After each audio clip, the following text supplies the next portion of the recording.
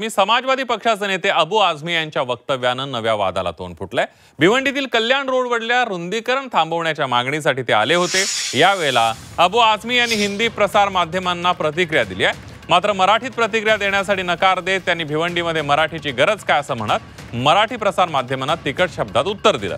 तर अबू आझमींच्या डोक्यावर परिणाम झाला असल्याचा टोला संदीप देशपांडे यांनी लगावलाय।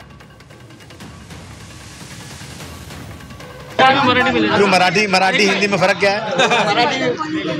अरे मैं मराठी बोल सकता हूँ परंतु मराठी की जरूरत क्या है? ये भिवंडी है बोले हाँ, लेकिन मराठी बोल सकते, ये मराठी जब दिल्ली में जाएगी तो कोई सुन नहीं पाएगा। इसलिए बोल रहा हूँ, समझा? जब यूपी में कोई मैं यूपी में जाएगी मेरी बात तो कोई समझेगा ही नहीं। अबू आझमींच्या डोक्यावर थोडा परिणाम झालेला आहे। मला असं वाटतं ते डोक्यावर पडल्यासारखे वागतात। तर काहीतरी आता कसं आहे, चर्चेत नाही आहे समाजवादी पक्ष, कोण विचारत नाही। चर्चेत येण्यासाठी अशी वक्तव्य करत असतात ते। त्यांच्याकडे फार आपण लक्ष देण्याची गरज असं मला वाटत नाही।